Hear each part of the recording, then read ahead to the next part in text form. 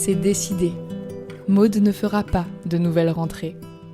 Elle s'est donné 1 an pour changer de métier et elle a accepté de tout documenter. Ses envies, ses doutes, ses décisions, ses peurs. Ce n'est pas du courage qui sépare les profs des ex-profs, ou du moins pas seulement. C'est de l'acceptation, des concessions, des nuits sans sommeil, des questionnements à n'en plus finir et des dizaines de petits pas. Vous écoutez la série Immersion Reconversion d'Avant j'étais prof, un podcast créé par une prof reconvertie pour les profs en reconversion.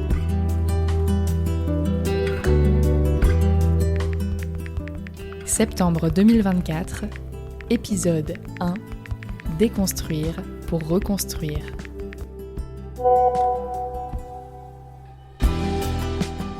Salut Florence, donc comme convenu, voici le premier vocal. Je me présente, je m'appelle Maude, j'ai 35 ans et je suis professeure d'anglais au collège. J'habite à Nantes depuis 7 ans, mais depuis mes 18 ans, j'ai déménagé 13 fois d'appartement. Alors certes, j'adore voyager, mais c'est surtout grâce à ce fameux système de l'éducation nationale et ses mutations que j'ai acquis des incroyables compétences d'adaptation et de mobilité. Donc voilà, donc merci l'éducation nationale. Grâce à eux, j'ai découvert la région centre pour mon année de stage et ensuite la région parisienne pendant 4 ans. Et avant le concours, j'ai également passé un semestre d'études en Angleterre et j'ai vécu 1 an en Irlande pour être assistante de français dans un collège-lycée.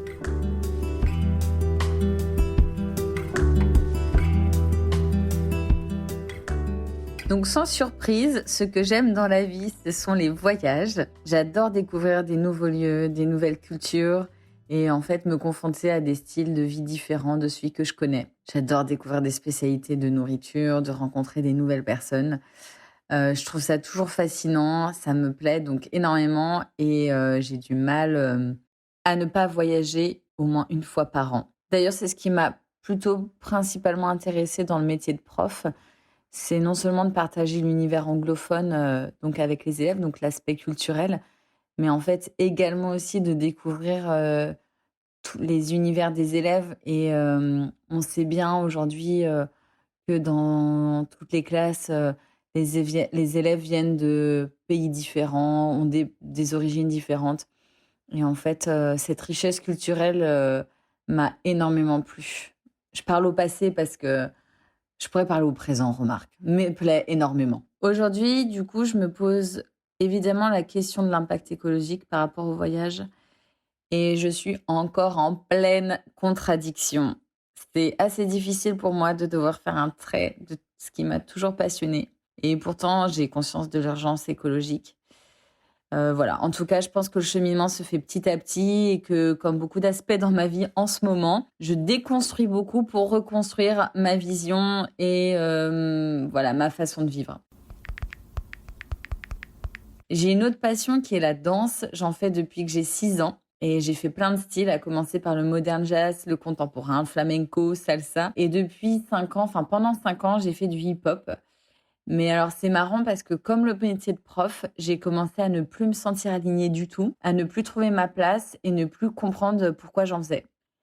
Et ça a été très dur de remettre en question ce qui m'a toujours passionnée et de ne plus y prendre goût. En fait, le fait d'avoir des danses chorégraphiées, ce rapport avec le regard des autres, le miroir, tout ça ne me plaisait plus du tout. Mais en fait, j'avais du mal à l'accepter. Donc, j'étais un peu butée.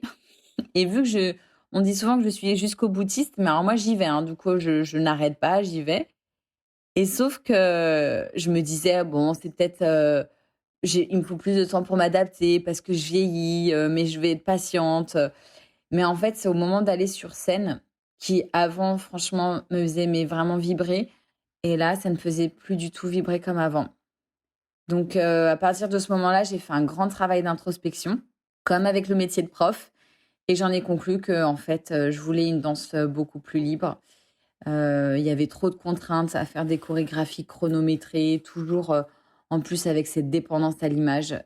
Et donc, j'ai commencé la danse libre. Ce sont des ateliers incroyables pour lâcher prise, vraiment pour toutes les personnes qui ont du mal à lâcher prise ou qui ont un rapport au corps compliqué. Vraiment, je conseille la danse libre. C'est incroyable. Et depuis cette année, je fais du walking. Et c'est marrant parce que là aussi, les profs ont vraiment un impact sur les élèves. Ça faisait un moment que j'avais pas eu une prof de danse aussi bienveillante et souriante et tellement dynamique. Et en fait, c'est une danse qui nous apprend à prendre confiance car on est beaucoup dans le freestyle et donc il y a beaucoup de liberté et il faut l'assumer. Et surtout, en fait, s'assumer nous-mêmes, enfin, comme on est. Et enfin, le dernier aspect qui me caractérise, c'est l'écoute des podcasts, parce que j'adore écouter des podcasts, mais surtout en fait des histoires de vie. D'ailleurs, comme le podcast avant j'étais prof, ça me fascine d'écouter les personnes parler de leur parcours de vie, de leurs échecs, de leurs épreuves et de leurs réussites. Ça fait d'ailleurs écho avec les personnes que je trouve inspirantes, qui sont des professionnels du discours et du storytelling comme Michelle Obama, Emma Watson, Oprah Winfrey et Louise Chabat. C'est celles qui me viennent en tête, mais il y en a plein d'autres. Et je les admire vraiment et je bois tout le temps leurs paroles. Et donc, j'imagine, je vais revenir sur ce point plus tard, mais c'est intéressant de se poser la question des personnes qu'on admire, qu'on trouve inspirantes. C'est l'exercice que Caroline nous avait demandé de faire pendant notre bilan de compétences. Et en fait, de le faire, ça permet au final de comprendre pourquoi on admire ces personnes. Et en fait, ça évoque en nous beaucoup de valeurs et des idéaux qu'on aimerait atteindre. Donc voilà, je conseille aussi aux personnes de le faire, enfin ceux qui veulent changer de métier, se dire quelles sont les personnes qu'on trouve inspirantes et pourquoi. Et en fait, au final, on se rend compte que c'est ça à quoi on aspire en fait.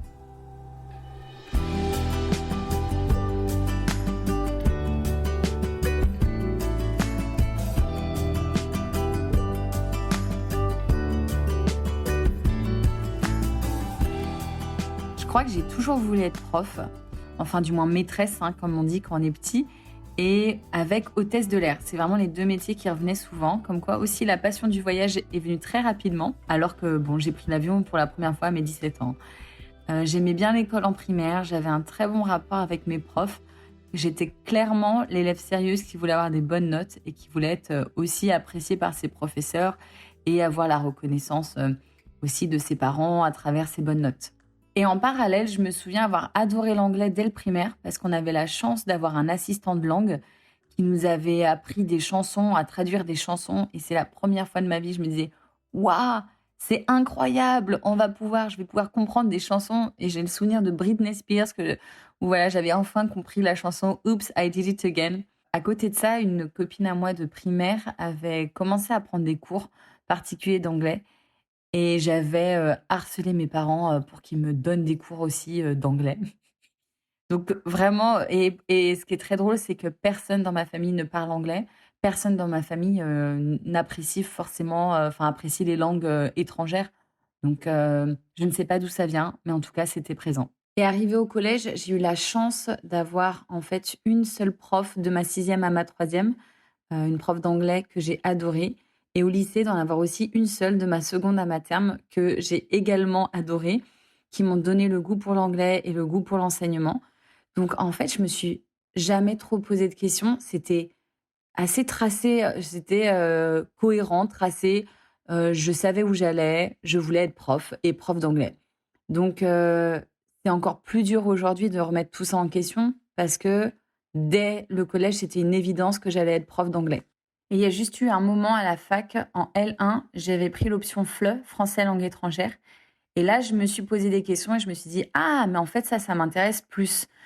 Sauf que forcément, l'entourage et même des professeurs m'ont vite dissuadée en raison des conditions très précaires de ce métier. On me disait que j'allais avoir du mal à trouver un emploi à la fin de cette licence, que ça allait être très difficile.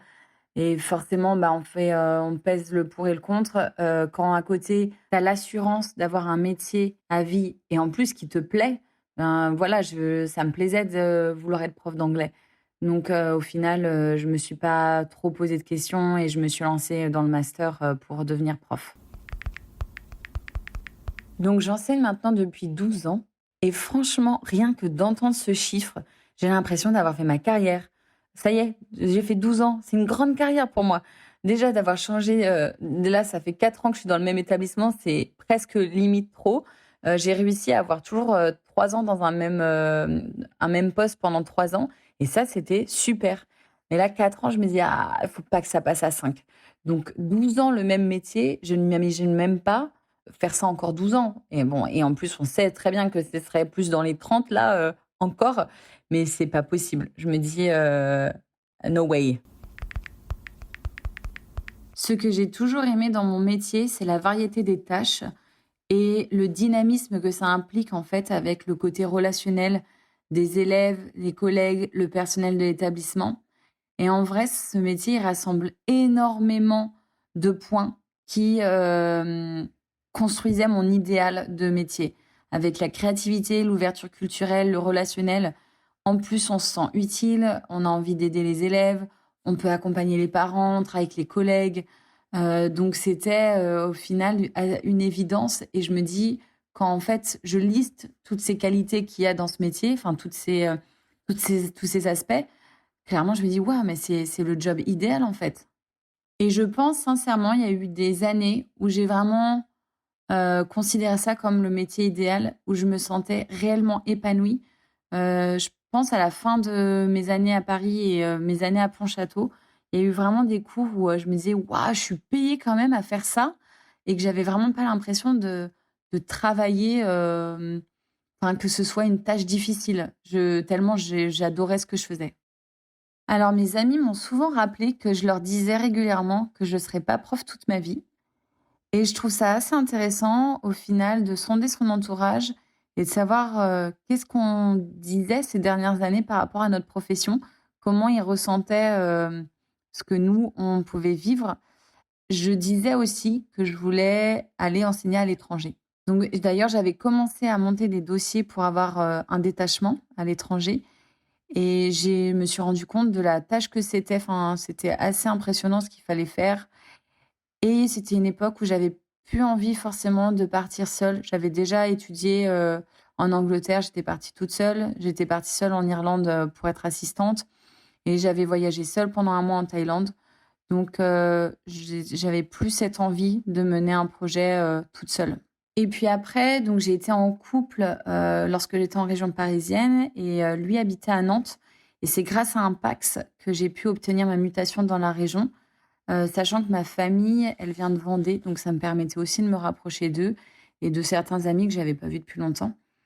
Petite, parenthèse d'ailleurs, les syndicats et les milieux d'ailleurs enseignants de manière générale, me disaient que c'était impossible d'avoir un poste fixe dans la Loire-Atlantique en mutation inter, et donc je m'imaginais déjà dans la Mayenne TZR, et là je me suis dit: «Vraiment, je démissionnerai si ça arrive». Donc comme quoi, en fait, même là, je me disais, j'étais prête à partir si, j'avais un poste qui me correspondait pas et qui faisait que ma qualité de vie allait être dégradée. Bon, et petite info perso, on a rompu avec mon copain avant même que j'arrive à Nantes. Donc ça aussi, ça a été à prendre en considération quand même, puisque c'est jamais facile de se reconstruire et de repartir à zéro, de changer d'académie. Voilà, donc je pense aussi, il y a plein eu d'accumulations qui font qu'à la fin, aujourd'hui, j'en suis là où j'en suis. J'ai enseigné 3 ans à Pontchâteau, j'ai découvert les classes de SECPA, et moi qui croyais commencer à savoir enseigner, ces élèves, en fait, vous apprennent à revoir toute votre façon de concevoir votre métier.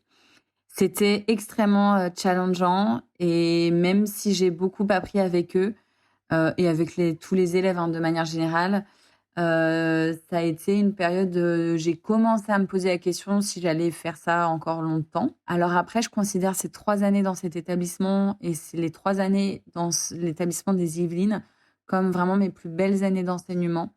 J'ai eu des liens très forts avec les collègues, j'ai eu la chance d'organiser et accompagner des séjours scolaires, et c'était juste magique.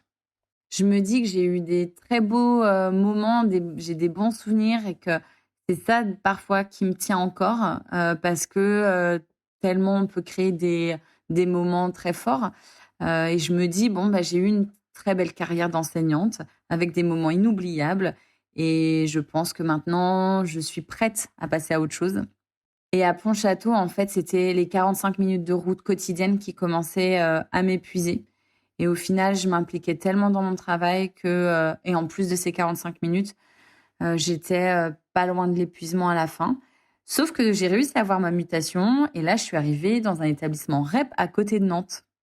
Et là, je me suis dit, génial, ça va pouvoir me donner un nouveau souffle, je vais pouvoir me permettre de m'engager dans des assos à Nantes, de sortir avec mes amis, enfin de retrouver un peu une vie perso aussi. Sauf qu'en fait, cette première année dans cet établissement, je me suis pris une grande claque. Et pourtant, je pense avoir été toujours une prof assez impliquée et appréciée des élèves. Mais alors là, ils m'ont testée. Et puis, c'est un établissement où il y a énormément de projets qui sont mis en place. Et donc, moi, j'étais là, trop bien, je vais monter des projets. Mais en fait, déjà que j'étais assez fatiguée de mes 3 années à Pontchâteau, là, clairement, je me suis vraiment, vraiment épuisée. Apparemment, j'avais pris 10 ans dans la gueule en une année quand même. Donc, c'est que on voyait mon état d'usure. Je pense qu'il y avait un cumul de plein de choses des années précédentes et je commençais en fait à sentir une lassitude de mon enseignement. Et à ce moment-là, il y avait un manque de reconnaissance qui s'accentuait. Je me disais, c'est pas normal que je m'investisse autant et que j'ai l'impression de m'impliquer dans le vide, que j'ai pas forcément de retour positif et que je me sens presque moins utile. Il y avait plein de choses en fait qui commençaient à émerger dans mon cerveau. Et en plus, cette année-là, donc en 2021, dans cette première année d'établissement en REP, j'avais emménagé avec mon nouveau copain de l'époque. Et forcément, ça a eu des conséquences, enfin, ça a été lié. Et à la fin de cette année, on s'est séparés. Et là encore, il a fallu que je me reconstruise personnellement. Donc, je pense que ça a été le déclic de quelque chose en me disant « Là, il va falloir que je change quelque chose dans ma vie. » C'était peut-être pas le job, hein, mais je sentais en moi que c'était plus possible que je continue à faire mon métier comme je le faisais à ce moment-là.